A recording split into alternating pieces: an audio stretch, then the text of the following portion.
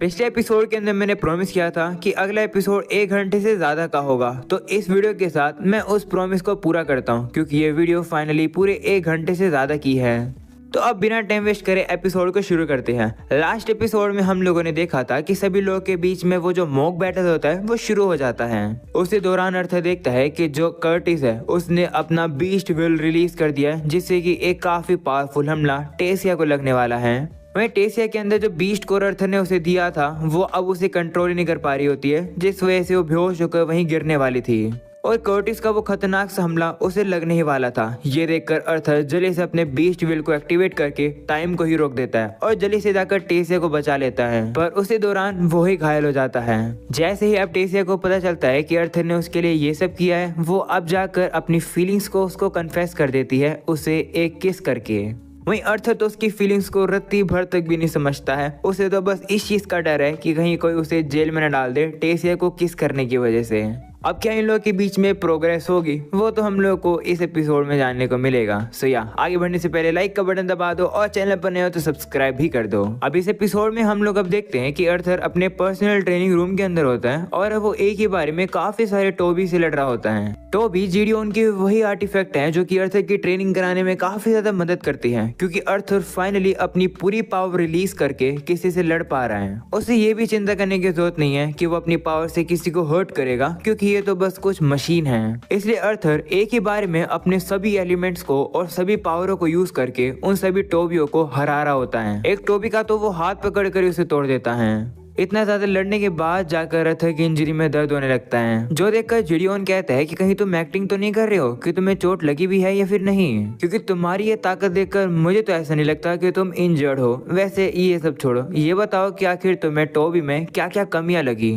तो अर्थर बताता है कि जो टोबी के जॉइंट्स हैं वो काफी कमजोर वीक स्पॉट्स हैं, तो थोड़ा सा उन पर थोड़ा ध्यान दो।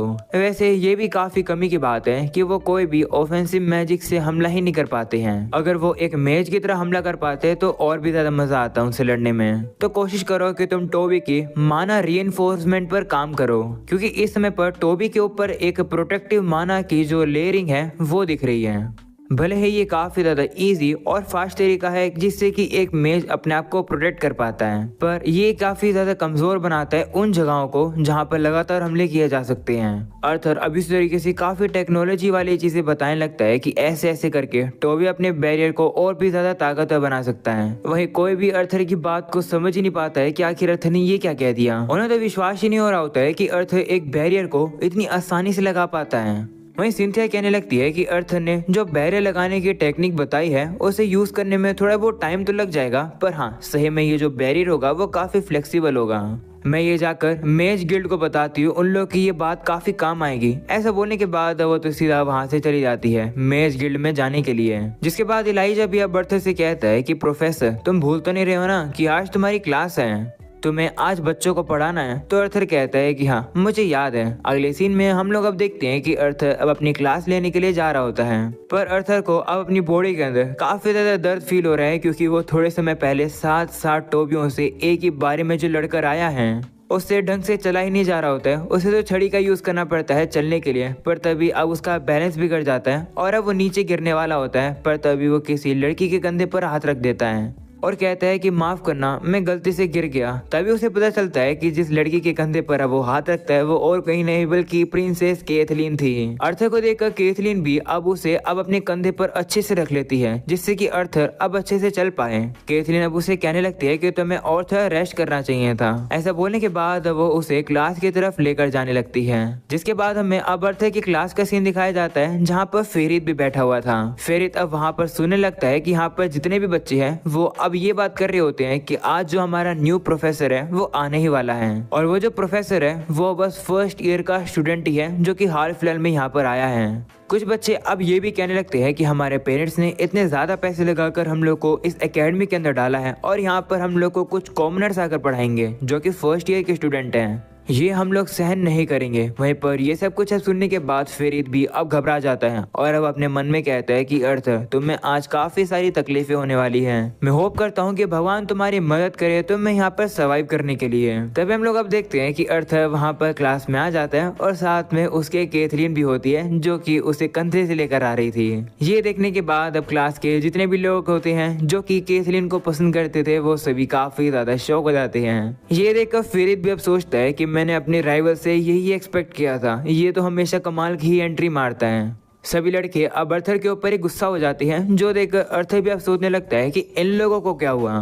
पर तभी अर्थर को रियलाइज होता है। वो कहते हैं हाँ, मैं तो भूल ही गया था कि मेरे साथ ये जो लड़की है ये दरअसल एक प्रिंसेस है। जिसके बाद वो कैथरीन से कहता है कि मैं अपने आप को संभाल लूंगा, तुम जाकर सीट पर बैठ जाओ। तो कैथरीन भी मान जाती है और अब वो सीट पर जाकर बैठ जाती है। जिसके बाद अर्थर भी अब क्लास को पढ़ाना शुरू करता है। वो आप सभी लोगों से कहता है कि हेलो एवरीवन, मेरा नाम है अर्थर लोवेन और मैं डिसिप्लिनरी कमेटी का मेंबर हूँ, साथ में ही 2 कमाल मेजिस का बेटा भी हूँ और आज से मैं तुम सभी लोगों का नया प्रोफेसर भी हूँ। ये सुनने के बाद सही बच्चे काफी ज्यादा गुस्से में आ जाते हैं और कहते हैं नहीं, हम लोग ये कभी भी नहीं होने देंगे। तुम जैसे फर्स्ट ईयर से सीख कर हम लोग क्या ही सीखेंगे, हमारा टाइम वेस्ट होगा, तुम चुपचाप से यहाँ से चले जाओ। ये सुनने के बाद अर्थर अब सोचता है कि ये लोग तो कितनी पैपे कर रहे हैं, अगर सिंथिया या फिर कोई बाकी प्रोफेसर मेरे साथ आते तो ये सभी लोग इतना गुस्सा नहीं होते हैं। लगता है कि सिंथिया ने ये जानबूझकर किया है जिससे कि अकेले ही चीजों को मैं संभालूं।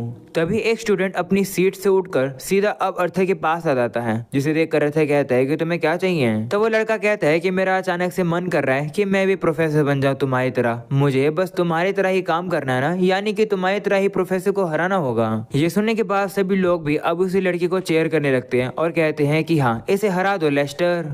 जो देखकर लेस्टर भी अब काफी ज्यादा एक्साइटेड हो जाता है। वो अब अर्थर से लड़ने ही वाला होता है, पर तभी वो देखता है कि अर्थर तो काफी गुस्से में आ चुका है। अर्थर अब गुस्से में लेस्टर से कहता है कि जाकर अपनी सीट पर बैठो।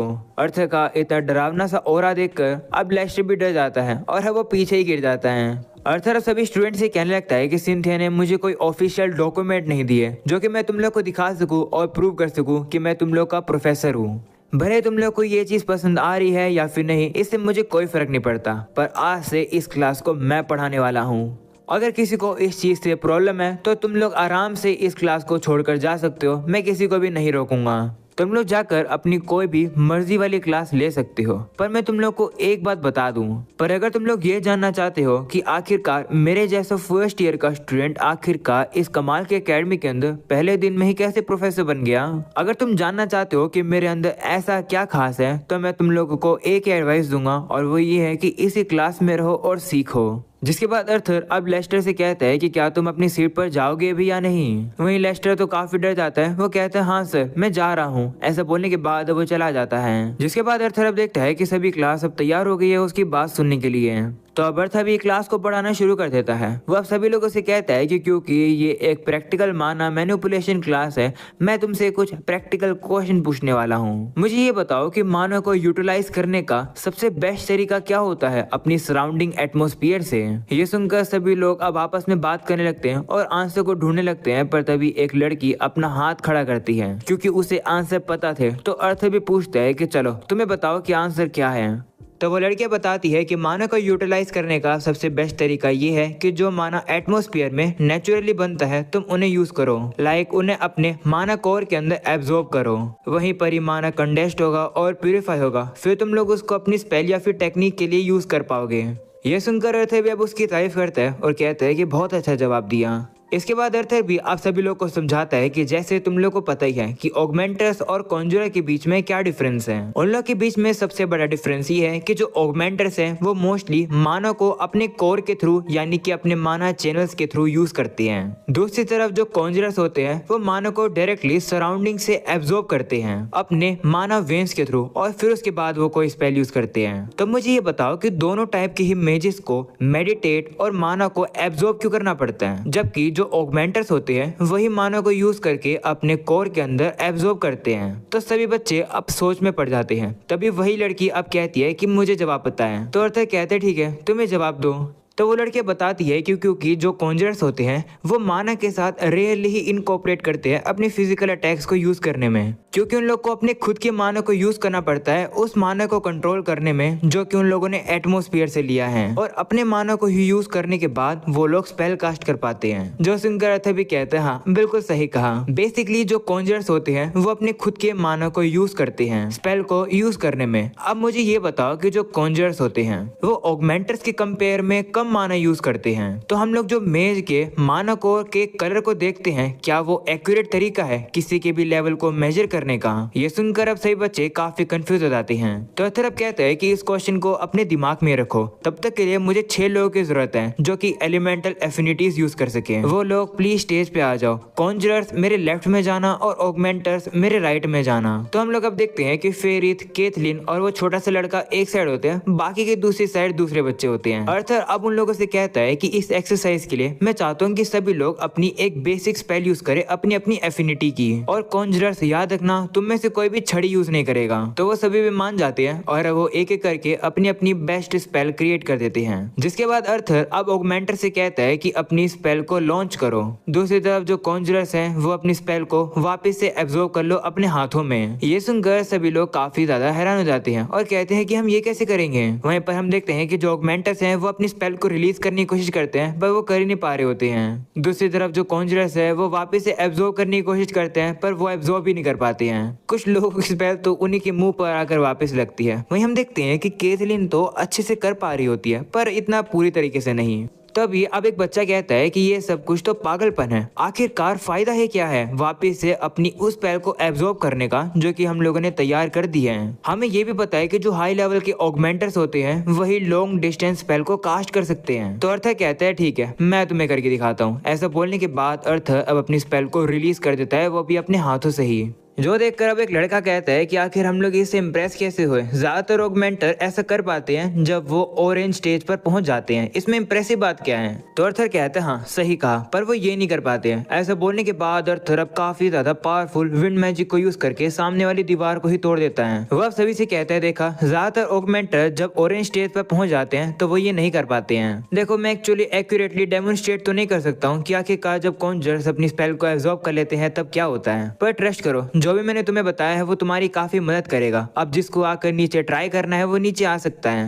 अगले सीन में क्लास खत्म हो जाती है जहाँ पर अर्थर के सभी स्टूडेंट अब सोच रहे होते हैं कि आखिरकार अर्थर ने वो कैसे कर दिया, यानी कि अपनी स्पेल कैसे यूज करी, कहीं उसने कोई आर्टिफैक्ट तो यूज नहीं किया। दूसरी तरफ अर्थर भी वहां से बाहर आ जाता है और गार्डन में आकर बैठ जाता है और कहता है कि प्रोफेसर होने की एक तो अच्छी बात यह है कि मैं क्लास को जल्दी खत्म कर सकता हूँ। वो अब वहां पर बैठा ही था पर तभी वहां केथलिन आ जाती है जो कि उसे कहती है कि क्या तुम्हारे साइड में कोई बैठा हुआ है? वहीं अर्थर कहता है कि हाँ बैठा हुआ है, पर तभी केथलिन उसे घूरने लगती है और कहती है कि कोई भी नहीं बैठा है। तो अर्थर कहता है हाँ बैठ जाओ मैं तो मजाक कर रहा था। ऐसा बोलने के बाद अब केथलिन वहां पर बैठ जाती है, जिसे देखकर अर्थर भी सोचने लगता है कि ये मैं कभी भी नहीं बता सकता हूँ कि आखिरकार केथलिन अपने मन में क्या क्या सोचती रहती है। केथलिन अब अपने मुंह में शब्द लाती है और अब वो अर्थर से कहती है कि तुमने जो क्लास करी वो काफी अच्छी थी, जिस पर अर्थर भी उसका शुक्रिया करता है। इसके बाद अब अचानक से केथलिन अब अर्थर से कहती है कि दरअसल मैं तुम्हें काफी समय से एक बात बताना चाहती थी।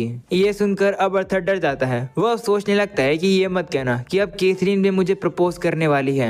कहीं सिंथिया ने जो बात कही थी कि इन दोनों के बीच में यानी कि टेसिया और केथलिन के बीच में वो शुरू हो जाएगी, वो सच ना हो जाए। अर्थर जैसा सोच रहा था वैसा बिल्कुल नहीं होता है। केथलिन अब उससे कहती है कि मैं तुमसे मेरी फैमिली के बिहाफ में माफी मांगना चाहती थी। तुम्हें याद ही होगा कि काफी सालों पहले सेबेस्टियन ने तुम्हारे ऊपर हमला कर दिया था ऑक्शन हाउस में। उसके बाद मेरे फादर ने भी तुमसे अच्छे तरीके से बिहेव नहीं किया और मेरे भाई ने भी तुम्हें अच्छे तरीके से ट्रीट नहीं किया था। उन सब के लिए मुझे माफ कर दो। जिस पर अर्थर कहते हैं कि तुम्हें माफी मांगने की क्या जरूरत है, वो तो काफी समय पहले की बात है। तो केथलिन अब कहने लगती है कि वैसे कभी कभार मैं अपने फादर से काफी इम्प्रेस होती हूँ, मैं हमेशा उनको एडमायर करती हूँ, पर उस दिन उन्होंने मुझे काफी डिसअपॉइंट किया। जिस पर अर्थर कहता है कि लेकिन कोई बात नहीं, तुम्हें उन सब के लिए माफी मांगने की जरूरत नहीं है। जिस पर केथलिन शर्मा कर कहती है कि मुझे लगा मुझे माफी मांग लेने चाहिए क्योंकि हम लोग अब दोस्त जो हैं। ये सुनकर अर्थर भी अब उसे टीज करने लगता है। वो उसे कहता है क्या हम लोग सही में दोस्त है क्या? जिस पर केथलिन कहती हाँ मेरे भाई ने मुझे सिखाया है कि अगर कोई किसी को कंधे से सहारा दे या फिर इस तरीके से टच हो जैसे कि मैं तुम्हें सहारा देकर लाई थी, तो ऐसा काम सिर्फ दोस्त करते हैं। ये सुनकर अर्थर कहता है कि ओ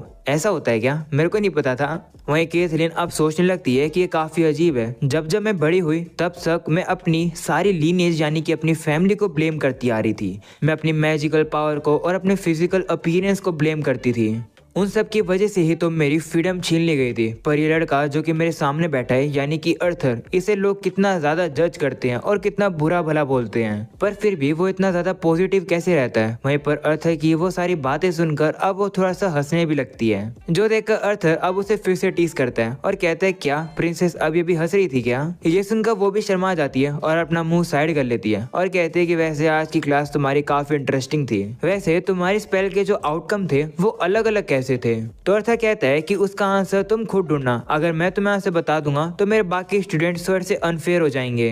ऐसा बोलकर अब वो वहां से चला जाता है। अगले सीन में अर्थर अब अपनी आर्ट इफेक्ट वाली क्लास में आ जाता है, जहां पर एमिली अब अर्थर से कहती है कि मैंने सुना कि तुम थोड़े दिन पहले हर्ट हो गए थे, क्या अब तुम ठीक हो? जिस पर अर्थर भी कहता है हाँ। वहीं पर अब वो दोनों इसी तरीके से बातें कर रहे थे, जो देखकर जिडियोन गुस्से में आ जाता है और वो एमिली की तरफ चौक फेंक देता है और कहता है कि बकबक करना बंद करो मेरी क्लास में। जिडियोन अब उसे कहने लगता है कि तुम इतनी बकबक कर रही हो तो पूरी क्लास को बताओ कि आखिरकार बेसिक लाइट प्रोड्यूसिंग आर्टिफैक्ट के जो प्राइमरी कंपोनेंट होते हैं वो क्या क्या होते हैं। वहीं हम देखते हैं कि एमिली तो बेसिक कंपोनेंट के अलावा भी बहुत कुछ बताने लगती है, जो देखकर जिडियोन भी पागल हो जाता है और कहता है कि ठीक है बस करो। अगले सीन में वो वहां से बाहर निकल जाते हैं, जहां पर अर्थर अब कहता है कि बेवकूफ जिडियोन ने इतनी जल्दी हमें प्रोजेक्ट भी दे दिया, मेरी इंजरी ठीक भी नहीं हुई है, मैं प्रोजेक्ट करूंगा कैसे? तो अब एमिली कहती है कि मैंने दरअसल कुछ प्रोजेक्ट बना रखे हैं, तुमने वैसे भी कुछ क्लास मिस कर दी थी, अगर तुम चाहो तो मेरे वो प्रोजेक्ट ले सकते हो। ये सुनकर अर्थर काफी ज्यादा खुश रहता है और कहता है कि तुमने तो मेरी जान बचा ली एमिली, शुक्रिया। इतने में ही वहां पर इलाइजा आ जाता है, जो कि अर्थर को कुछ बताने वाला था, पर तभी वो देखता है कि अर्थर के साथ तो एमिली होती है। तो अब अर्थर भी उन दोनों को आपस में इंट्रोड्यूस कराता है। उन्हें देखकर अर्थर भी अब सोचता है कि ये दोनों एक ही तरीके के दिखते हैं। जिसके बाद इलाइजा कहता है कि याद आया अर्थर, तुम्हें डायरेक्टर सिंथिया बुला रही है अपने ट्रेनिंग रूम में। तो अर्थर कहता है ठीक है मैं जाता हूँ, इतने तुम लोग अच्छे से अपनी जान पहचान कर लो। अगले सीन में अर्थर अब अपनी ट्रेनिंग रूम में आ जाता है, जहाँ पर वो देखता है कि टेसिया अकेली बैठकर प्रैक्टिस कर रही थी। अर्थर अब टेसिया से पूछने लगता है कि डायरेक्टर सिंथिया कहाँ है? तो टेसिया बताती है कि उसे कोई अर्जेंट काम था और वो थोड़े समय पहले चली गई। ये सुनकर अर्थर समझ जाता है कि सिंथिया ने जानबूझकर उसे यहाँ पर बुलाया है, जिससे कि वो टेसिया से बात कर सके। वहीं पर टेसिया भी अब काफी ज्यादा ऑकवर्ड हो जाती है। वो अब अर्थर से कहती है कि क्या हम लोग अपनी ट्रेनिंग शुरू करें? तो अर्थर भी कहते हैं ठीक है। अर्थर अब हम लोग को समझाता है कि किसी भी बीस्ट को कंट्रोल करने में काफी ज्यादा एफर्ट्स लगते हैं, कभी कभार एक पर्सन उसे अकेला नहीं कर पाता है। अर्थर बताता है कि अगर किसी को अपने बीस्ट को कंट्रोल करना है तो उसे अपने एलिमेंट यूज करने पड़ जाते हैं, और क्योंकि अर्थर चार एलिमेंट यूज कर सकता है तो वो टेसिया की काफी ज्यादा मदद कर पा रहा होता है। हम देखते हैं कि उन दोनों की ट्रेनिंग काफी ज्यादा खतरनाक चलती है, इस वजह से वो दोनों ही थक जाते हैं। जिसके बाद वो लोग अब आराम से बैठ जाते हैं। जिसके बाद अब टेसिया अर्थर से कहती है कि क्या मैंने तुम्हें किस किया, क्या उसके बाद से तुम मुझ पर गुस्सा हो?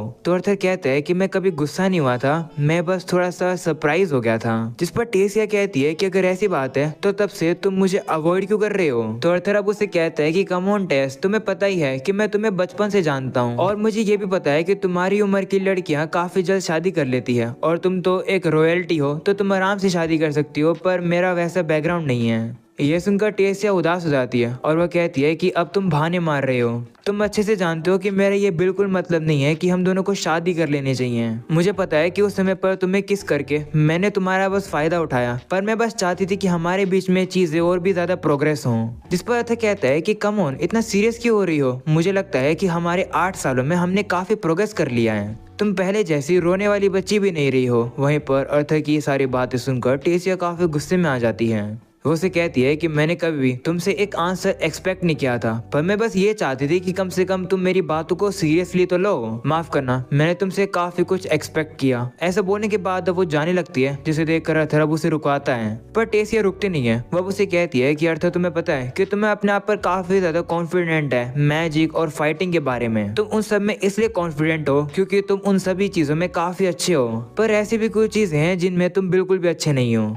तुम्हें क्या लगा कि तुम्हारे आसपास के लोग ये कभी भी नोटिस नहीं करेंगे कि तुमने अपने चेहरे पर एक मुखौटा पहन रखा है और तुम ऐसा एक्ट करते हो कि तुम खुश हो या फिर तुम्हें किसी भी चीज से फर्क नहीं पड़ता। इस समय पर भी तुम जानबूझकर एक ऐसा रिएक्शन दे रहे हो जिससे कि मेरे प्रति तुम्हारे लिए जो फीलिंग्स है वो शांत हो जाएं। इसलिए तुम मुझे चिढ़ा रहे हो। इस तरीके से अगर देखा जाए तो तुम यहाँ पर काफी ज्यादा इमेच्योर हो, बिल्कुल उसी तरीके से जिस तरीके से तुमने लिलिया को रिजेक्ट किया था। ऐसा बोलकर अब टेसिया गुस्से से वहां से चली जाती है। वह ये सब कुछ अब देखकर अर्थर काफी ज्यादा शॉक हो जाता है। वह अब सोचने लगता है कि आखिरकार लिलिया वाली बात टेसिया को कैसे पता चली, क्या लिलिया ने उसे बताई या फिर उसने खुद ही सुन ली। अर्थर अब कहने लगता है कि टेसिया कम से कम मुझे ये तो बताओ कि अब मुझे क्या करना चाहिए। ऐसा नहीं है कि मैं तुम्हें अपने पास्ट के बारे में बता दूं। मैं तुम्हें कैसे बताऊं कि असलियत में मैं कितने साल का हूं। मैं अपनी फीलिंग्स को तुम्हारे सामने कैसे एक्सप्रेस करूं, ये बिल्कुल सही नहीं लगेगा। अगले सीन में हम लोग अब देखते हैं कि अर्थर अब टेसिया की उन्हीं सभी बातों को याद करके काफी परेशान हो जाता है और अब वो अपने सभी गुस्से को उन्हीं टोबी पर उतार रहा होता है। अर्थर अब काफी गुस्से में आकर एक टोबी को चकनाचूर करने वाला ही होता है, पर तभी उस टोबी की जो एनर्जी होती है वो कम हो जाती है और वो अपने आप ही रुक जाता है, जिसे देखकर अर्थर भी रुक जाता है। तभी वहाँ पर सिल्वी आ जाती है। वो अब अर्थर से कहती है कि आपको अपने आप को इतना ज्यादा पुश करना नहीं चाहिए, आप अभी भी हील कर रहे हो। तो अर्थर कहता है कि चिंता मत करो, मैं ठीक हूँ। तभी अर्थर अब देखता है कि गेट पर तो ग्लोरी आ जाती है, जिसे देखकर अर्थर कहता है कि क्या हुआ। तो वह कहती है कि कुछ नहीं, मैं तो बस तुम्हें चेक करने के लिए आई थी क्योंकि तुम और टेसिया मेरी क्लास में काफी समय से आ नहीं रहे ना, इसलिए। तभी ग्लोरी अब अर्थर के ट्रेनिंग ग्राउंड को देखकर काफी हैरान हो जाती है और कहती है कि यहाँ पे इतनी तोड़फोड़ कैसे हो गई। जिस पर अर्थर कहता है कुछ नहीं, मैं बस ट्रेनिंग कर रहा था। तो ग्लोरी भी अब उसे कहने लगती है कि ठीक है, तुमने ऑलरेडी मेरी काफी सारी क्लासेस मिस कर दी हैं, तो कम से कम तुम्हें आज मेरी आखिरी क्लास में तो आना चाहिए। तो अर्थर भी कहता है ठीक है, जिसके बाद वो उसी के साथ जाने लगता है। वहीं पर ग्लोरी अब ये देखकर काफी ज्यादा हैरान है कि अर्थर के लिए एक पर्सनल ट्रेनिंग रूम बना रखा है और वो भी इतना बड़ा। जिसके बाद वो सोचती है कि अर्थर के जो ट्रेनिंग ग्राउंड की हालत है वो काफी ज्यादा बेकार हो रखी है, यानी कि अर्थर काफी ज्यादा पावरफुल है। वो अब कहने लगती है कि अर्थर सही में काफी ज्यादा मिस्टीरियस है। अगले सीन में अर्थर अब क्लास करने के लिए आ जाता है और अब क्योंकि अर्थर काफी समय बाद क्लास लेने के लिए आया है, सही बच्चे उसी के बारे में बात कर रहे होते हैं। तभी वहाँ पर टीचर भी आ जाते हैं। वो भी अर्थर को देखकर कहते हैं कि मैं काफी खुश हूँ कि तुम हमारी क्लास को ज्वाइन कर रहे हो। मैंने सुना है कि तुम्हारी इंजुरी अब ठीक हो गई है। जिस पर अर्थर भी कहता है कि हाँ प्रोफेसर, माफ करना, अपनी इंजुरी की वजह से मैं क्लास में नहीं आ पा रहा था। जिस पर टीचर भी कहता है कोई बात नहीं, वैसे क्या तुम क्लास को स्पेल फॉर्मेशन के बारे में बताओगे। जिस पर अर्थर कहते हैं हाँ, स्पेल फॉर्मेशन का ये मतलब होता है कि बेसिक स्पेल को अपने हिसाब से बदल देना, जिससे कि उनके ऊपर अलग अलग इफेक्ट लगाए जा सके। जोसिन का टीचर भी कहते हैं कि हाँ, काफी अच्छा जवाब दिया। जिसके बाद अब टीचर कहते हैं कि अर्थर ने काफी अच्छा जवाब दिया, इसी जवाब का हम लोग यूज करके अब आगे की स्टडी करेंगे। मैं चाहता हूँ कि सभी लोग एक ऐसी दुनिया के बारे में इमेजिन करो जहाँ पर सभी एक दूसरे के दिमाग को रीड कर सके। मुझे पता है कि ऐसी दुनिया में कोई भी रहना नहीं चाहेगा जहाँ पर किसी के भी थॉट्स किसी के भी सामने खुल जाएंगे। जितना मुझे लगता है इस दुनिया के अंदर सबसे बेस्ट मेज ही रहना पसंद करेंगे। ऐसा क्यों, इसका जवाब मैं तुम लोग को बाद में दूंगा। अभी के लिए मैं चाहता हूँ कि तुम लोग एक क्वेश्चन का जवाब दो, और वो क्वेश्चन ये है कि कुछ कॉन्जरर्स और ऑगमेंटर्स चैंटिंग करते हैं और कुछ नहीं करते हैं, ऐसा क्यों। जिस पर एक स्टूडेंट कहता है कि मेरे को लगा था कि अगर हम लोग किसी भी स्पेल को मास्टर कर लेते हैं तो उस स्पेल को यूज करने के लिए चैंटिंग नहीं करनी पड़ती है। जिस पर टीचर कहते हैं नहीं, हम लोग चैंटिंग इसलिए करते हैं क्योंकि जो वर्ड होते हैं वो हमारे कॉन्शियसनेस को इन्फ्लुएंस कर देते हैं। चैंटिंग करने से एक बंदे के दिमाग को पता चल जाता है कि उससे अपने माना को किस तरीके से यूज करके किस स्पेल को यूज करना है। तो इससे तुम लोग को समझ आ गया होगा कि हमारे थॉट्स ही हमारी स्पेल को इन्फ्लुएंस करती है। और जो सबसे बेस्ट मेजेस होते हैं उनका जो फोकस और विजुअलाइजेशन होती है वो काफी माहिर हो जाती है, इसलिए उन लोगों को इनकंटेशन करने की जरूरत नहीं पड़ती है। और इसलिए अगर एक ऐसी दुनिया हो जहाँ पर सभी एक दूसरे का माइंड रीड कर पाते हो, तो ऐसी दुनिया के अंदर जो बेस्ट मेजेस हैं वो काफी ज्यादा परफेक्ट रहेंगे, क्योंकि कोई भी उनका माइंड पढ़ नहीं पाएगा, क्योंकि जो बेस्ट मेजेस होते हैं उन लोगों ने अपने थॉट्स को कंट्रोल कर रखा होता है। अगले सीन में अर्थर अब क्लास से निकल जाता है। वो कहने लगता है कि मुझे क्लास में कुछ भी समझ नहीं आया, मुझे बस मेरी और टेसिया की लड़ाई ही याद आ रही है बार बार। टेसिया के शब्द मुझे काफी परेशान कर रहे हैं। जब मैं एक एडवेंचरर था तब भी लोग मुझे काफी कुछ सुनाया करते थे, पर मैं हमेशा उन बातों को इग्नोर कर देता था, मुझे फर्क भी नहीं पड़ता था। पर पता नहीं क्यों टेसिया की बात मुझे काफी परेशान कर रही है। अर्थर वहाँ से जा ही रहा होता है, पर तभी उसे पता चलता है कि लूकस वहाँ पर आ चुका है अपने 2 साथियों को लेकर। उन्हें देखकर अर्थर कहने लगता है कि भले मैं डिस्ट्रैक्टेड हूँ, फिर भी मैं तुम लोगों को फील कर सकता हूँ कि तुम लोग यही हो। कम से कम लूकस तुम्हें अपने आप को छुपाने की तो कोशिश करनी चाहिए थी। जिस पर चार्ल्स कहता है कि हम बस ये चाहते थे कि तुम अपने रूम रूम तक सेफली पहुंच जाओ, क्योंकि कभी भी किसी पर भी खतरा आ सकता है, तुम्हें पता ही होगा, है ना। जो सुनकर अर्थर अब उसे चिढ़ाने लगता है और कहता है कि मैंने तुम्हारी पैंट नीचे खींची थी, क्या इसलिए मुझे खतरा है। ये सुनकर चार्ल्स गुस्से में आ जाता है और कहता है कि तुम्हारी हिम्मत कैसे मुझे चिढ़ाने की। ऐसा बोलने के बाद वो अर्थर से लड़ने के लिए जा ही रहा होता है, पर तभी लूकस उसे पीछे खींचकर नीचे गिरा देता है। वो अब अर्थर से कहने लगता है कि तुम्हारी बकवास बहुत ज्यादा हो गई। तुम्हें क्या लगा कि मैं भूल जाऊंगा कि तुम हमारी फाइट के बीच में किस तरीके से भाग गए। मुझे ये बताओ कि आखिरकार तुम इतनी जल्दी से वहाँ से भागे कैसे। तो अर्थर कहता है कि वहाँ पर एक गड्ढा था, मैं वहीं से भागा। जिस पर लूकस कहता है नहीं, मैं तुमसे ये पूछ रहा हूँ कि आखिरकार तुम मेरे इन्फर्नो केज स्पेल से कैसे बचे और आधे सेकंड में ही टेसिया के पास कैसे पहुंच गए उसे बचाने के लिए। लूकस अर्थर की तरफ उंगली करके ये बात कह रहा था, जो अर्थर को बिल्कुल पसंद नहीं आता है। अर्थर अब उसे कहता है कि पहली बात तो ये कि ये कोई भी तरीका नहीं है किसी से कुछ पूछने का। ऐसा बोलने के बाद वो उसकी उंगली को पकड़कर साइड में कर देता है, जिसके बाद वो लूकस से कहता है और दूसरी बात, आखिरकार मैं तुम्हें क्यों बताऊं कि वो मैंने कैसे किया। जो सुनकर लूकस भी अब कहता है कि मुझे पता ही था कि तुम वो नहीं कर पाओगे, इसलिए तुमने कोई आर्टिफैक्ट यूज किया होगा। आखिरकार तुम्हें वो आर्टिफैक्ट मिला कैसे, जरूर टेसिया ने ही तुम्हें वो दिया होगा। वहीं लूकस के मुंह से टेसिया का नाम सुनकर अर्थर को और भी ज्यादा गुस्सा आ जाता है लूकस पर। वहीं पर हम लोग अब एक और बंदे को देखते हैं जो कि इतना ज्यादा गुस्से में आ जाता है और अब वो अर्थर से कहने लगता है कि तुम्हारी हिम्मत कैसे हुई। तुमने कोई ना कोई चाल चली होगी जिसका यूज करके तुमने प्रिंसेस कैथरीन को भी सीड्यूस कर लिया।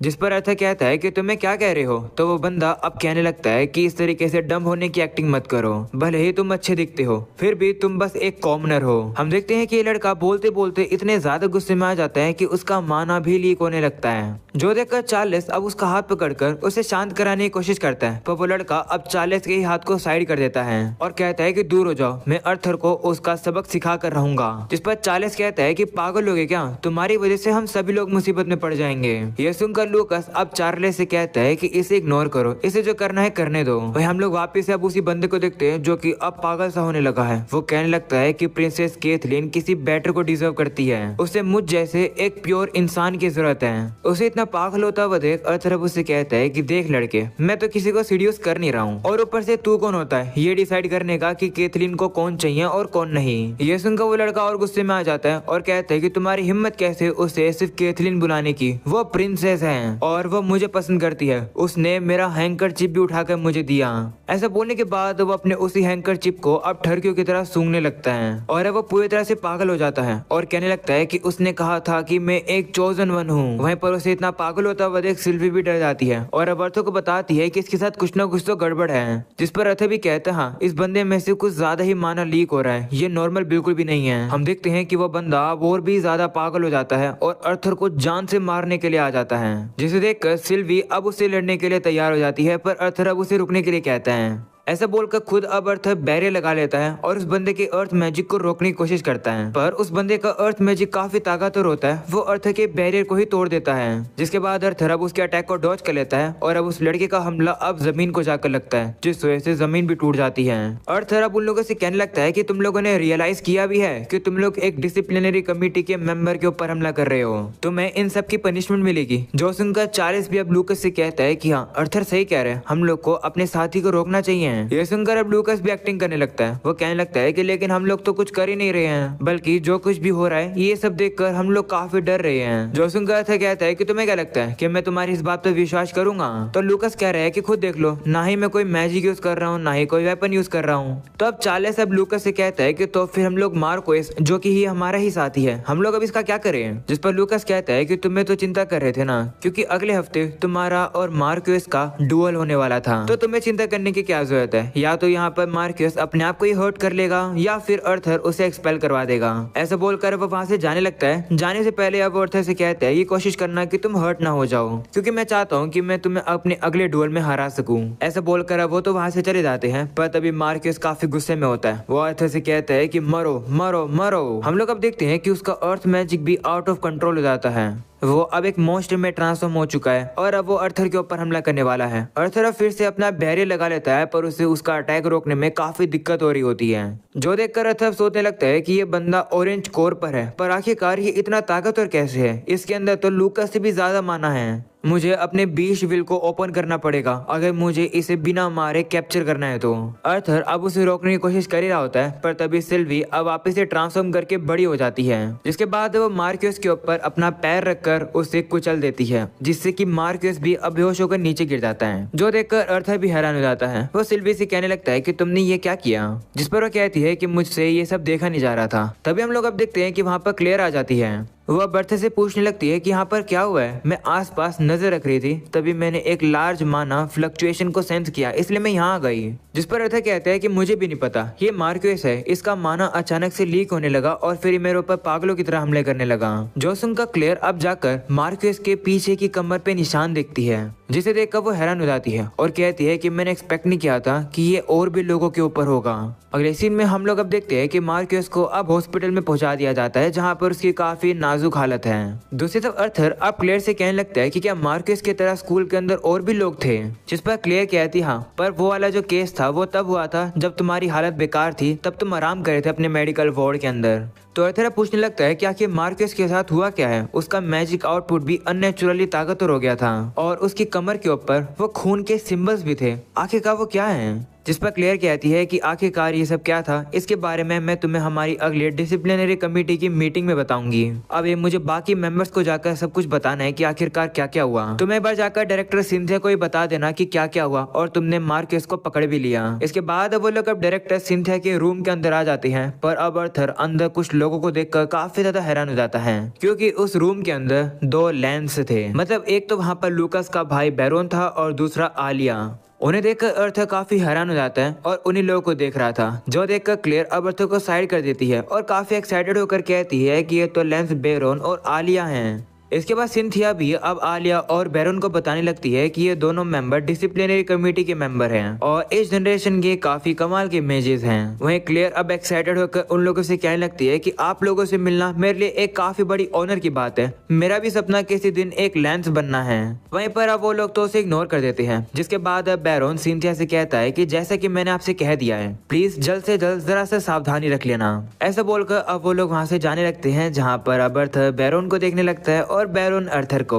दूसरी तरफ आलिया अब क्लेयर के कंधे पर आकर के कहती है कि मैं होप करती हूँ कि तुम आगे चलकर एक लेंस बनो, जो सुनकर वो काफी ज्यादा खुश जाती है। इसके बाद वो लोग वहाँ से चले जाते हैं। उनके जाने के बाद सिल्वी अब अर्थर से कहती है कि पापा आप ये फील कर पाए ना, जिस पर अर्थर भी कहते हैं हाँ मैं ये फील कर पा रहा हूँ कि आलिया और बैरोन काफी ज्यादा ताकतवर हैं। इसके बाद वो लोग अब वहाँ पर बैठते हैं, जहाँ पर अर्थर अब सिंथिया से कहता है कि कुछ हुआ है क्या, आखिरकार ये लेंस यहाँ पर क्यों आए थे। जिस पर सिंथिया कहती है कि कुछ हुआ तो है, पर तुम्हें उन सब से अभी कोई लेना देना नहीं है। वैसे भी बैरोन पहले इस एकेडमी के अंदर स्टूडेंट था और अब उसका भाई भी अब इस एकेडमी के अंदर स्टूडेंट बन गया है, तो वो बस चेक करने के लिए आया था।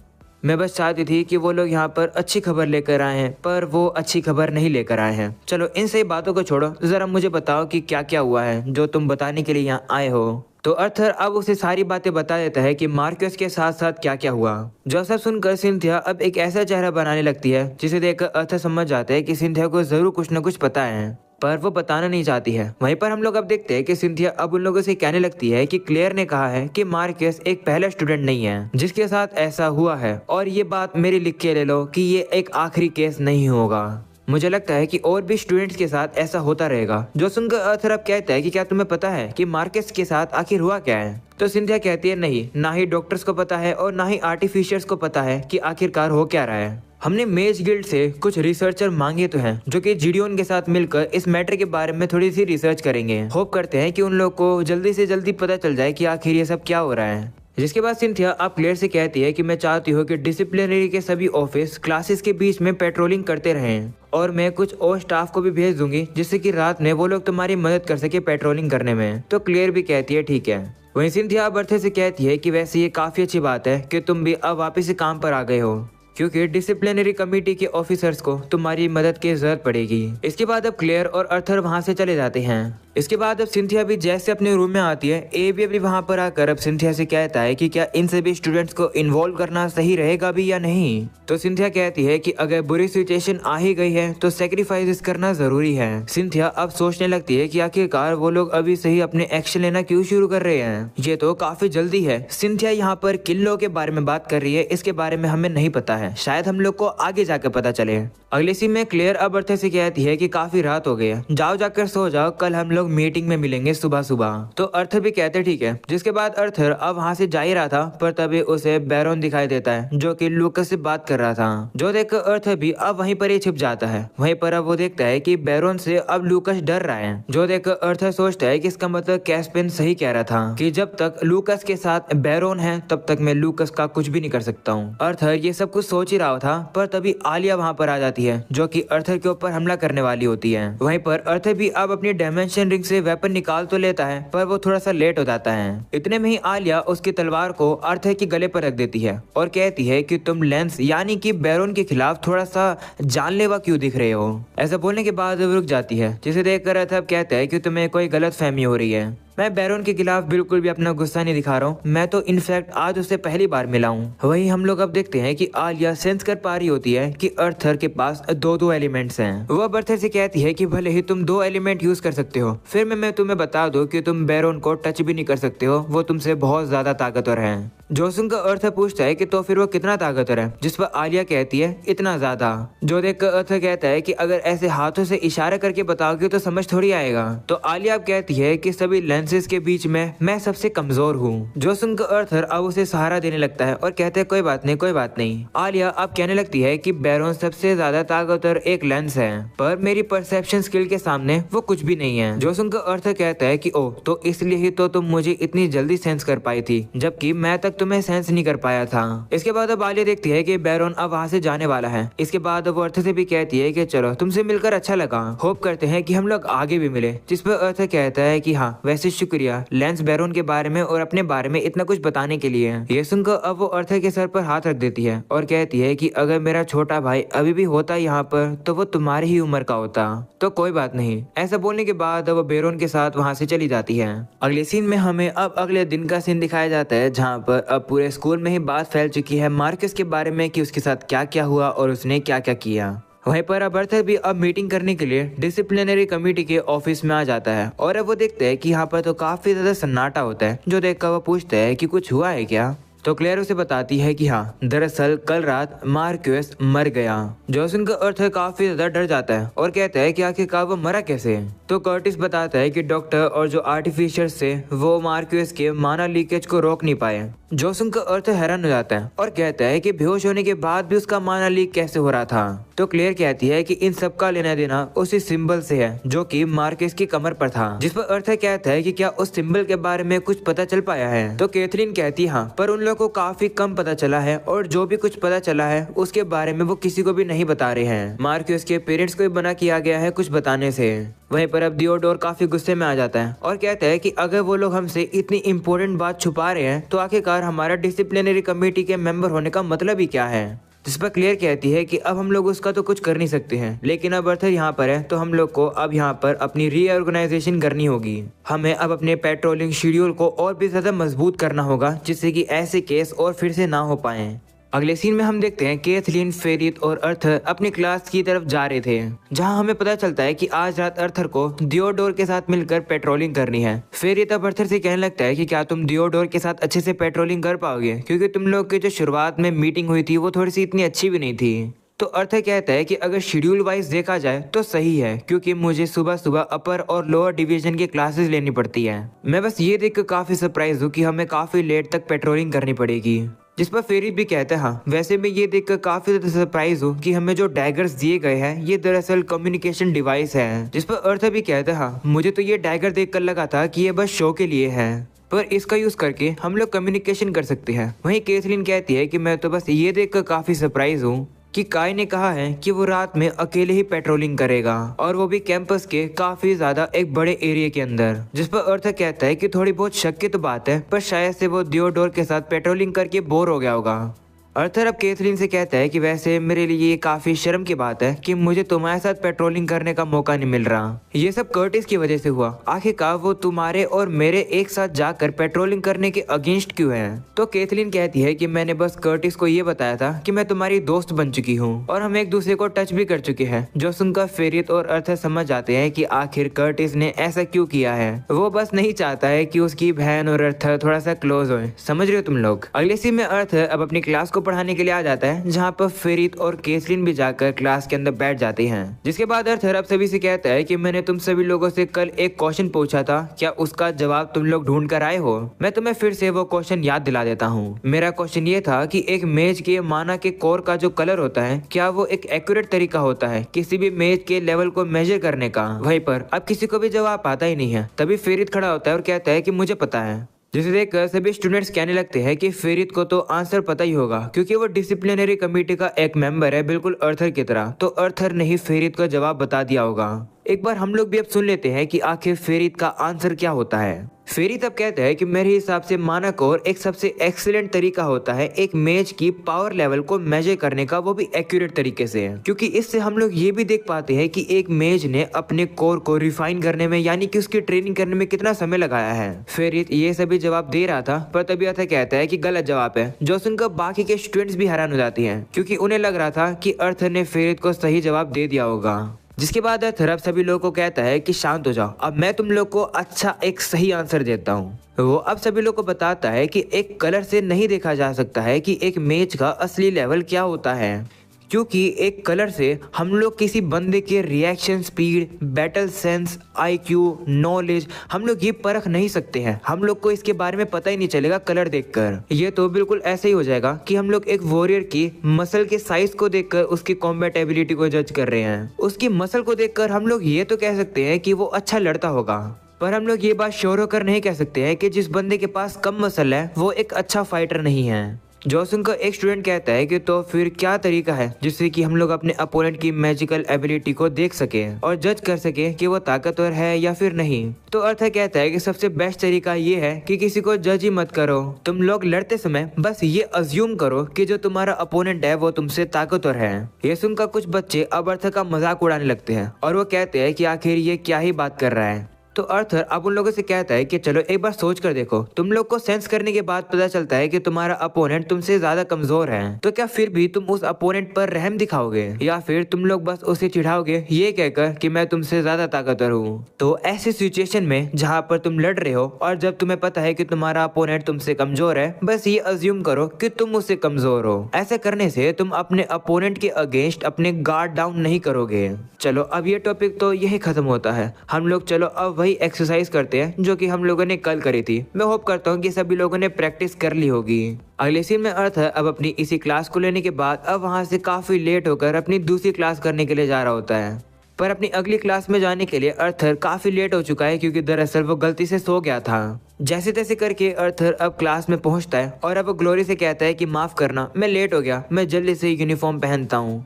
तो ग्लोरी कहती है नहीं, तुम अभी तक पूरी तरह से रिकवर नहीं हुए हो, तुम्हें अभी आराम करना चाहिए, जाओ जाकर बैठ जाओ। तो अर्थर भी अब कहता है ठीक है। ऐसा बोलने के बाद वो बैठने के लिए जा ही रहा था, पर तभी वो देखता है कि वहाँ पर तो टेसिया भी बैठी थी। वहीं टेसिया को देखकर सिल्वी काफी खुश हो जाती है और वो जाकर उसके गले लग जाती है। वहीं अब अर्थर भी जाकर टेसिया के साइड में बैठ जाता है और अब वो दोनों आपस में एक दूसरे से बात ही नहीं करते हैं, जो देखकर अर्थर भी अब सोचता है कि कितना ऑकवर्ड हो चुका है सब कुछ हमारे बीच में। अर्थर अब कुछ बोलने ही वाला होता है, पर तभी टेसिया उसे कहती है कि तुम्हें अपने आप को एक्सप्लेन करने की जरूरत नहीं है, माफ करना, मैंने ही कुछ ज्यादा बोल दिया था, मैंने वो बोल दिया जो कि मुझे नहीं बोलना चाहिए था। तो अर्थर अब उससे कहते हैं नहीं, तुम्हें माफी मांगने की कोई भी जरूरत नहीं है, वैसे तुमने जो कुछ भी कहा था उसमें थोड़ा बहुत सच तो था। सच बताऊं तो कहीं ना कहीं मुझे पता था कि तुम मुझे पसंद करती हो, पर मैं बस डरता था ये सबको एक्सेप्ट करने से, क्योंकि मेरे लिए इमोशंस काफी ज्यादा कॉम्प्लिकेटेड है। इतना कॉम्प्लिकेटेड मैजिक और लड़ना नहीं है मेरे लिए। ट्रेनिंग करके मैं मैजिक और फाइटिंग में तो बेहतर बन सकता हूँ, पर इमोशंस में नहीं। जिस पर अब टेसिया कहती है कि मेरे लिए भी ये सेम था, मैंने भी अपने इमोशंस पर कंट्रोल खो दिया था और मैंने लीलिया वाली बात भी तुमसे कह दी, जबकि लीलिया ने मुझे मना किया था तुम्हें बताने के लिए। जिस पर अर्थर कहता है नहीं, तुम तो मेरे से बहुत ज्यादा बेहतर हो, वहीं पर मैं हूँ हूँ पागल सा जो हमेशा तुमसे भाग रहा हूँ। मुझे समझ आ गया है कि तुम ये डिजर्व नहीं करती हो, इसलिए मुझे माफ कर दो। पर टेसिया, मैं तुम्हारे साथ रिलेशनशिप में नहीं आ सकता हूँ। यह सुनने के बाद टेसिया का दिल टूट जाता है। तभी आर्थर उससे कहता है कि उदास मत हो, मैं तुम्हारे साथ रिलेशनशिप में अभी नहीं आ सकता हूँ, पर बाद में आ सकता हूँ, शायद तब जब हम लोग थोड़े से बड़े हो जाएं। ये सुनकर टेसिया कहती है कि तुम्हें क्या लगता है कि मैं तब तक के लिए सिर्फ तुम्हारे लिए ही वेट करूंगी।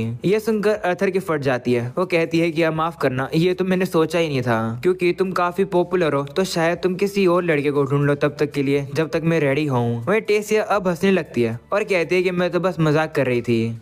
जो सुनकर आर्थर अब थोड़ा सा रिलैक्स हो जाता है, जिसके बाद वो थोड़ी देर और फिर से शांति से बैठ जाती है, जहाँ पर टेसिया अब आर्थर के चेहरे पर उंगली मारती है और कहती है कि मैं तुम पर विश्वास करके वेट कर सकती हूँ ना तुम्हारे लिए। मैं तुम पर विश्वास कर रही हूँ, कहीं मुझे बाद में पता चले कि तुम किसी और लड़की को डेट कर रहे हो। तो आर्थर कहता है कि नहीं, मैं पर्सनली तुम्हें गारंटी देता हूँ कि मैं किसी को भी डेट नहीं करूंगा। और वैसे सच बताऊं तो मेरा कोई भी इरादा नहीं है तुमको मेरे लिए वेट कराने का, पर अगर तुमको मुझ पर विश्वास नहीं होता है तो ये लो, इससे शायद तुम्हें थोड़ा सा विश्वास हो जाए। ऐसे बोलने के बाद आर्थर अब उसके माथे पर किस करता है, ये दर्शाने के लिए कि या आर्थर भी उसे लाइक करता है। ये भाई अपना लोंडा भाई यहाँ पर पिघल गया। वाओ। अगले सीन में हम लोग अब देखते हैं कि आर्थर अपनी काफी सारे क्लासेस करता है, पर अब वो उन्हीं बातों को याद कर रहा था कि किस तरीके से उसने टेसिया को किस किया। ये सब कुछ अब सोचकर आर्थर पागल सा हो जाता है, जिसके बाद वो अपने क्लासरूम में आ जाता है और कहता है कि क्लासेस को शुरू हुए 1 हफ्ते से ज्यादा हो चुका है, पर अभी तक सभी टीचर्स बेसिक क्यों सिखा रहे हैं। हम देखते हैं कि एक स्टूडेंट अब प्रोफेसर से एक क्वेश्चन पूछता है। वो स्टूडेंट अब प्रोफेसर से कहता है कि मैं थोड़ा सा कंफ्यूज हूँ, क्योंकि gravity, lightning, metal, magma, sound, plant और आइस, ये सभी हमारे प्लेनेट के ऊपर नेचुरली हैं, तो इन्हें मैजिक की तरह यूज क्यों नहीं किया जाता, जैसे कि फायर, एयर, अर्थ और वाटर। जो सुनकर प्रोफेसर भी कहती है कि तुम्हारा क्वेश्चन काफी कमाल का है। देखो, इन सभी के बारे में काफी सारी रिसर्च करी गई है, पर अभी तक कोई भी पता नहीं लगा पाया कि आखिर ऐसा क्यों है। कुछ लोगों को लगता है कि कोई एलिमेंट यूज करने के लिए कुछ कंडीशंस को पूरा करना पड़ता है।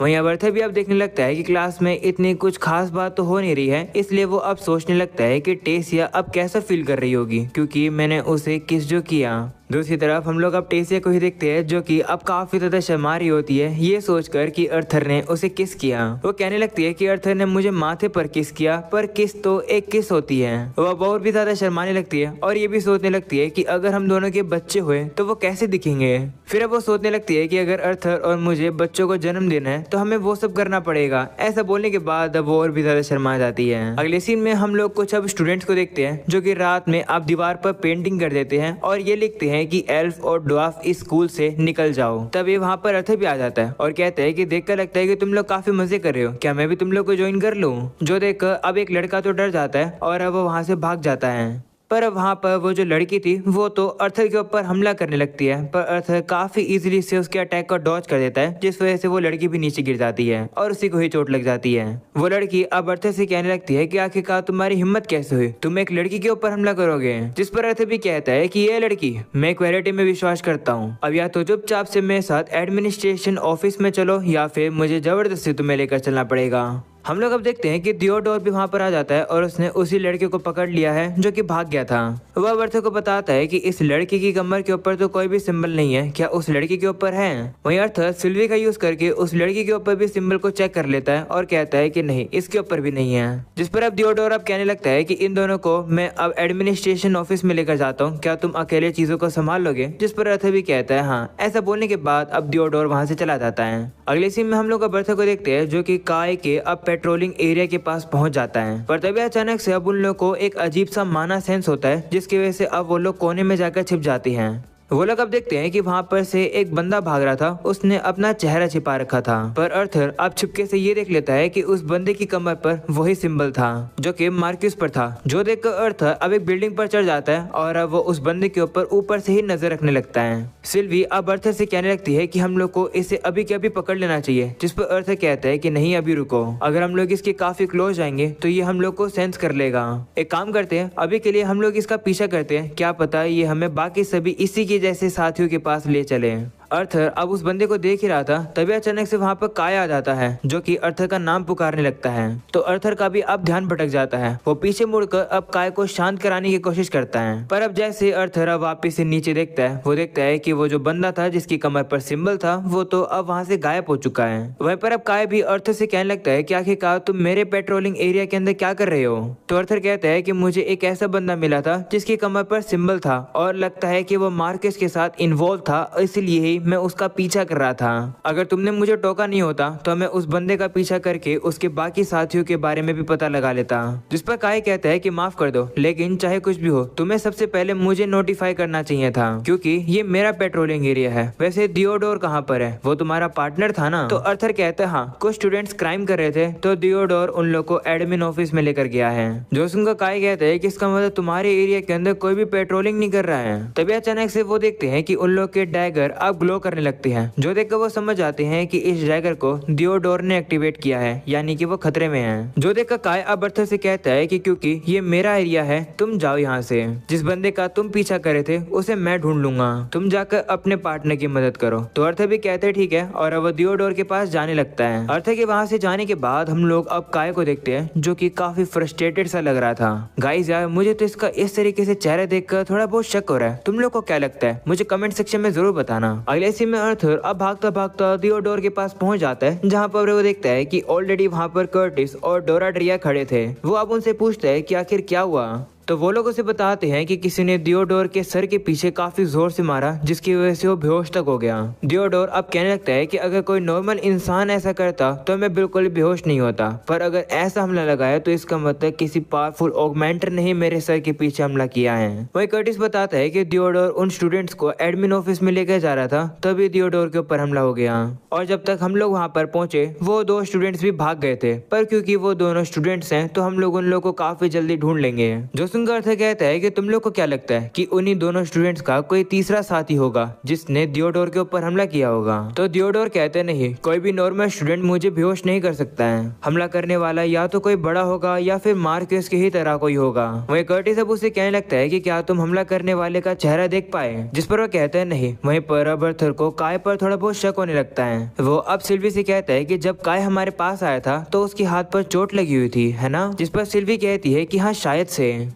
हेलो एवरीवन, मैंने जस्ट अभी ये चेक किया कि जो हमारा लास्ट एपिसोड था, यानी कि जो एपिसोड नंबर 3 था, वो हाइप नंबर 1 पर आ चुका है। तो यार भाई, इसके लिए तहे दिल से शुक्रिया। जितना शुक्रिया करो उतना ही कम है। डोंट वरी, ये एपिसोड अभी यहाँ खत्म नहीं हुआ है, अभी तो 10 मिनट का रहता है। मैं बस तुम लोग को ये बताना चाहता हूँ कि अगर तुम लोग को अगला एपिसोड भी 1 घंटे का चाहिए तो इस वीडियो के ऊपर भी हाइप कर देना। देखते हैं कि क्या ये वीडियो भी लीडर बोर्ड पर आएगी या फिर नहीं। अगर आ जाती है तो भाई मैं नेक्स्ट एपिसोड भी पूरे 1 घंटे का लेकर आऊंगा। पर अगर ये वीडियो लास्ट एपिसोड की तरह नंबर 1 हाइप पर आ जाती है तो मैं पूरे 2 घंटे की वीडियो लेकर आऊंगा। या गाइस, मैं इस चीज का प्रॉमिस करता हूँ। एनीवेज, चलो वापस से हम लोग अब इस एपिसोड को कंटिन्यू करते हैं। हम लोग अब दियोडोर को देखते हैं जो कि अब अर्थर से कहता है कि तुम काय के एरिया से क्यों यहाँ पर आ रहे हो। जिस पर अर्थर उसे बताता ही नहीं है कि उसने मार्कस जैसे बंदे को देखा। अर्थर अब उन लोगों को झूठ कह देता है और कहता है कि कुछ भी नहीं हुआ। वहीं पर अब दियोडोर अब अर्थर से कहने लगता है कि मुझे पता है कि देखकर लगता नहीं होगा कि काय कुछ ज्यादा करता है, पर विश्वास करो वो अपने आप का वेट उठा सकता है, यानी कि वो अकेले पेट्रोलिंग कर सकता है। वो काफी कमाल का है।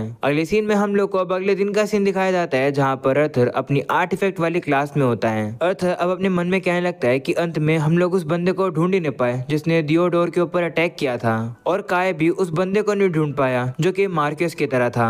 वैसे मुझे काय पर थोड़ा बहुत शक हो रहा है, क्योंकि उसने अचानक से मेरा नाम काफी जोर से चिल्लाया था, जिसके कारण से वो बंदा वहाँ से भाग गया। और काय के हाथ पर चोट भी थी। क्या मैं कुछ ओवर थिंकिंग तो नहीं कर रहा हूँ। अर्थर को अब इतना परेशान देखकर एमिली भी अब उसे कहने लगती है कि कुछ हुआ है क्या, तुम कुछ खोए खोए लग रहे हो। वहीं अब अर्थर भी देखता है कि जो आर्टिफैक्ट वो बना रहा था वो उसे अच्छे से बना नहीं पाया है। जो देखकर अब उसे ये भी याद आता है कि पिछली जो 2 क्लासेस उसने अटेंड करी है उसमें भी अर्थर का बिल्कुल भी फोकस नहीं था।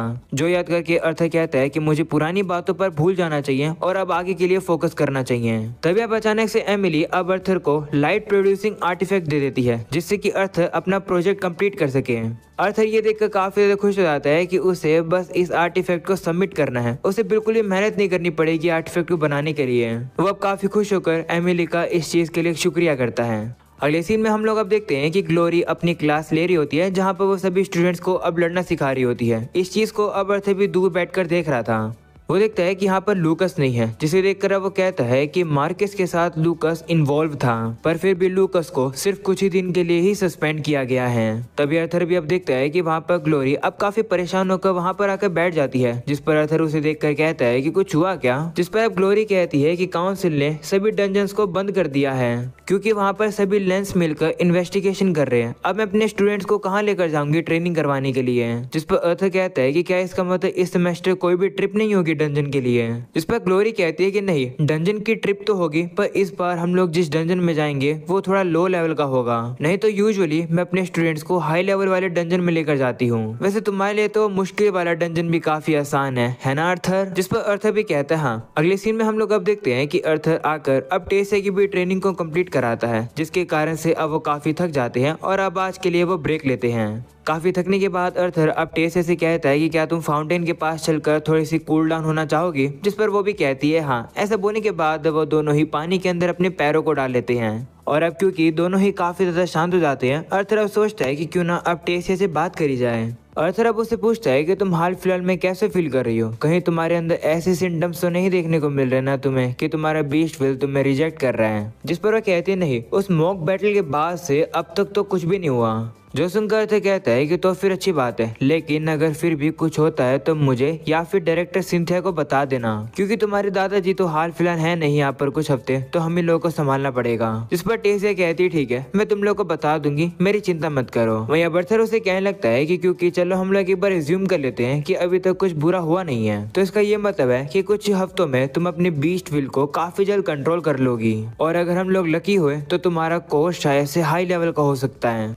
अर्थर अब ये सभी कुछ सोच रहा था, पर तभी टेसिया उसके ऊपर पानी फेंक देती है, जो देखकर अर्थर को भी गुस्सा आ जाता है। वह उससे कहता है कि तुम्हें क्या कर रही हो। जिस पर वो कहती है कि मुझे लगा था कि हम लोग यहाँ पर शांत होने के लिए बैठे हैं, पर तुम तो वापस से सोचने लगे, इसलिए पानी फेंक कर मैं तुम्हें शांत कर रही थी। तुम्हें अब थोड़ा सा रिलैक्स हो जाना चाहिए। वो अर्थर को अब ये बोल ही रही होती है, पर तभी अर्थर को भी मस्ती सूझती है और अब वो भी उसके मुंह पर पानी फेंक देता है। वह उसे कहता है लो, ट्रेनिंग करके तुम्हें भी काफी पसीने आ गए थे, तो लो पानी फेंक कर मैंने तुम्हें ठीक कर दिया। जिसके बाद अब वो लोग अब काफी इंजॉय करते हैं और अब एक दूसरे के ऊपर ही पानी उछालने लगते हैं। इसके बाद वो लोग अब थोड़ा सा शांत हो जाते हैं, जहाँ पर टेसिया को अब मोमेंट मिल जाता है। वो देखती है कि क्योंकि अर्थर का हाथ उसके हाथ से काफी ज्यादा नजदीक था, वो अब उसके हाथ को टच करने की कोशिश करती है। ऑफ कोर्स वो काफी ज्यादा नर्वस होती है, पर वो काफी ज्यादा हिम्मत जुटाकर अब अर्थर के हाथ पर हाथ रखने वाली थी, पर तभी हम लोग अब देखते हैं कि वहाँ पर अब डायरेक्टर सिंथिया आ जाती है, जो कि उन्हें देखकर कहती है कि लगता है कि तुम लोग काफी मजे कर रहे हो। वहीं पर अब टेसिया और अर्थर अब सिंथिया की हालत देखकर काफी ज्यादा डर जाते हैं, क्योंकि वो लोग अब देखते हैं कि सिंथिया को काफी ज्यादा चोट लगी हुई थी, जो देखकर टेसिया एकदम से घबरा कर अब सिंथिया के पास जाती है और कहती है कि आपको क्या हुआ।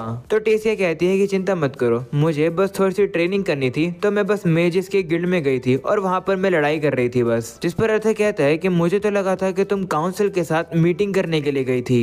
जिस पर सिंथिया कहती है कि क्या मुझे अलाउंस नहीं है कि मैं जाकर थोड़ी बहुत ट्रेनिंग कर सकूं अपने स्ट्रेस को रिलीज करने के लिए। जिस पर टेसिया कहती है कि नहीं, आप ऐसे कर तो सकती हो, पर आपको ध्यान तो रखना चाहिए था, आप इतनी ज्यादा घायल हो गई हो। तो सिंथिया भी कहती है ठीक है, मैं अगली बार ध्यान रखूंगी। जिसके बाद वो अर्थर से कहती है कि तुम्हारी क्लास काफी जल्द शुरू होने वाली है ना, तुम्हें कोई दिक्कत तो नहीं है ना कि अगर मैं और टेसिया तुम्हारे इस ट्रेनिंग रूम को आज रात यूज करे तो अर्थर कहता है हाँ, तुम लोग यूज कर सकते हो। ऐसा बोलकर अब वो कहता है कि मैं तुम लोगों से कल मिलूंगा। ऐसा बोलकर अब अर्थर चला जाता है। वहाँ से जाने से पहले अर्थर अब सोचने लगता है कि डायरेक्टर सिंथिया कुछ न कुछ तो छिपा रही है, पर कोई नहीं, आखिरकार मैं कौन होता हूँ दखलंदाजी देने वाला, तो मैं अभी के लिए इग्नोर कर देता हूँ। अगले सीन में अर्थर अब अपने क्लासरूम में आ जाता है और अब वो उबासियां ले रहा होता है क्योंकि उसे नींद आ रही है। जो देखकर इलाइजा, जो कि इसके साइड में बैठा था, वो अब उससे कहने लगता है कि तुम काफी देर से उबासियां ले रहे हो, आखिरकार कल रात तुम पेट्रोलिंग करके हमारे रूम में वापस कब आए। तो अर्थर कहता है कि मैंने टाइम तो नहीं देखा था, पर जब मैं आया था तब तुम घोड़े भेजकर सो रहे थे। जिस पर इलाइजा कहता है कि दरअसल कल रात मैं भी सोने में लेट हो गया था, क्योंकि कल रात मैं क्लब सोशल में गया था। जिस पर अर्थर कहता है कि ये क्या होता है। तो इलाइजा कहता है कि ये चेन कास्टिंग रिसर्च का एक क्लब है, और लकीली अच्छी बात यह है कि उस क्लब के अंदर काफी सारी लड़कियां भी हैं। ये सुनने के बाद अर्थर अब कहता है कि तुम कितने अजीब हो, तुम हमेशा लड़कियों के बारे में बात करते रहते हो। क्या तुम्हारे पास्ट लाइफ में तुम्हें अपना प्यार नहीं मिला था क्या, जिसकी वजह से तुम इस लाइफ में बदला पूरा ले रहे हो। ये सुनकर इलाइजा को गुस्सा आ जाता है। वह बर्थर से कहता है कि अजीब मैं नहीं तुम हो। वह बर्थर से कहने लगता है कि इस समय पर हम लोग जवान हैं, तो हम लोग को इस जवानी का फायदा उठाना चाहिए और काफी सारे रिलेशनशिप को एक्सप्लोर करना चाहिए। इलाइजा ये बात पूरी क्लास में खड़ा होकर बोल देता है और अब सभी लोग उसे ही देख रहे होते हैं। इस चीज को तो अब टीचर भी देख लेते हैं। वो अब इलाइजा से कहते हैं कि तुम्हारी प्यार वाली बातें पूरी हो गई हो तो मैं अब क्लास को पढ़ाना शुरू कर दूं। ये सुनकर इलाइजा को शर्म आ जाती है और वो भी वापस से बैठ जाता है। वहीं पर अर्थर और बाकी सभी लोग अब इलाइजा के सामने हंसने लगते हैं, उसका मजाक उड़ाने लगते हैं। जिसके बाद अब टीचर सभी लोग को बताने लगते हैं कि तुम लोगों ने ऑलरेडी सुन ही लिया होगा कि तुम्हारे क्लासमेट यानी कि मार्कस के साथ क्या क्या हुआ। चलो आज हम लोग इसी ट्रेजिक इवेंट के बारे में बात करते हैं, जिससे कि तुम लोग भी सतर्क हो जाओ और तुम लोग को समझ आ जाए कि मैजिक कितना खतरनाक हो सकता है। टीचर अब कहते हैं कि सभी बेस्ट मेजिस और मेडिक्स एक साथ मिलकर ये पता लगाने की कोशिश कर रहे हैं कि आखिर मार्कस को हुआ क्या था। उसके बारे में हम कुछ कह नहीं सकते हैं, पर हमें बस इतना पता है कि मार्कस की बॉडी के अंदर इतना ज्यादा मैजिक हो गया था कि उसकी बॉडी हैंडल नहीं कर पाई। इस चीज से तुम लोग को भी एक सीख लेनी चाहिए और वो सीख ही है कि तुम लोग को अपने माना कोर के ऊपर ज्यादा लोड नहीं आने देना चाहिए, क्योंकि कभी कभार ऐसी भी इंजुरीज हो जाती है जिसमें कि एक बंदे को अपनी जान गंवानी पड़ती है, जैसे कि तुम लोगों ने मार्कस को देख ही लिया। ये सब सुनकर अब एक लड़की कहने लगती है कि लेकिन मैंने सुना था कि जब मार्कस को रोक लिया गया था तभी वो बेहोश था, उस टाइम पर वो मरा नहीं था, तो माना रिकवरी एलेक्सर का यूज करके उसे बचा नहीं लिया जा सकता था क्या। तो टीचर कहते हैं कि ज्यादातर केसेस में ऐसा किया तो जा सकता है, पर मार्कस का केस काफी एक्सेप्शनल था। सही बताऊं तो मैं कुछ कह नहीं सकता हूँ अच्छे से, पर मैं बस चाहता हूँ कि तुम लोग भी थोड़े बहुत सतर्क हो जाओ। मार्कस ने जरूर किसी बाहर की मदद ली होगी अपने माना रिजर्व को बूस्ट करने के लिए। ऐसा करने की वजह से ही मार्कस की बॉडी के ऊपर साइड इफेक्ट्स हो गए, जैसे कि उसका काफी ज्यादा बॉडी से माना निकलना। ऐसा होने के कारण से ही शायद से उसकी जान गई है। ये सब सुनकर अर्थर सोचता है कि ये सब तो समझ आ गया, पर अभी तक मुझे ये समझ नहीं आया कि आखिरकार मार्कस काफी अजीब बिहेव क्यों कर रहा था और उसके ऊपर वो मार्किंग्स क्यों थी और आखिरकार उसका माना लीक हुआ क्यों। काफी सारे क्वेश्चंस है जिनका जवाब मुझे कैसे भी करके ढूंढना होगा। इसके बाद अब अगले सीन में हम लोग अब देखते हैं कि इस बार अब अर्थर की बारी होती है क्लास लेने के लिए। वो भी अब सभी लोगों के सामने आ जाता है। अर्थर अब सभी से कहता है कि क्योंकि तुम लोगों में से कोई भी उस एक्सरसाइज को कंप्लीट ही नहीं कर पाया जो कि मैंने तुम लोग को दी थी, तो अब मैं तुम लोग को उस एक्सरसाइज को कंप्लीट करने का एक हिंट देने वाला हूँ। उसी हिंट का यूज करके तुम लोग को वो एक्सरसाइज कंप्लीट करनी है। ऐसा बोलने के बाद अर्थर अब लेस्टर को नीचे बुलाता है। किसी को अगर याद ना हो तो मैं याद दिला दूं कि लेस्टर वही बंदा है जो कि सबसे पहले अर्थर से बदला लेने के लिए आया था, ये कहकर कि तुम्हारी जगह प्रोफेसर मैं बनूंगा। लेस्टर भी अब नीचे आ जाता है, वो काफी घबराया हुआ होता है। अब आखिरकार अर्थर उसके साथ क्या करने वाला है जिससे कि पूरी क्लास को हिंट मिल सके कि आखिरकार एथन ने जो एक्सरसाइज दी है उसे कंप्लीट कैसे किया जाए। वो हिंट तो अब हम लोग को अगले एपिसोड में देखने को मिलेगा, क्योंकि ऑलरेडी भाई ये एक एपिसोड 1 घंटे से ज्यादा का हो चुका है। सो या शुक्रिया उन सभी लोगों का जो कि इतना लंबा एपिसोड यहाँ तक देख भी रहे हैं। अगर तुम यहाँ तक वीडियो देख रहे हो तो कमेंट सेक्शन में इलाइजा बसकर कमेंट सेक्शन के अंदर ये लिख दो कि इलाइजा बसकर, तो इससे मुझे पता चल जाएगा कि तुम लोगों ने इस वीडियो को यहाँ तक देखा है। देखते हैं कि कितने सारे लोग कमेंट करते हैं। एंड लास्टली तुम लोग का फिर से शुक्रिया पिछली वीडियो के अंदर इतना अच्छा रिस्पांस देने के लिए। इस वीडियो के ऊपर भाई 3000 लाइक्स कर देना, क्योंकि मैंने इस वीडियो को बनाने में मेहनत करी है। सो या भाई इसके लिए प्लीज लाइक कर देना। आज के लिए हम लोग अब इतना ही रखते हैं। ये एपिसोड पसंद आया हो तो लाइक कर देना, चैनल पर नए हो तो सब्सक्राइब भी कर देना। मिलते हैं नेक्स्ट वीडियो के अंदर, तब तक के लिए बाय बाय।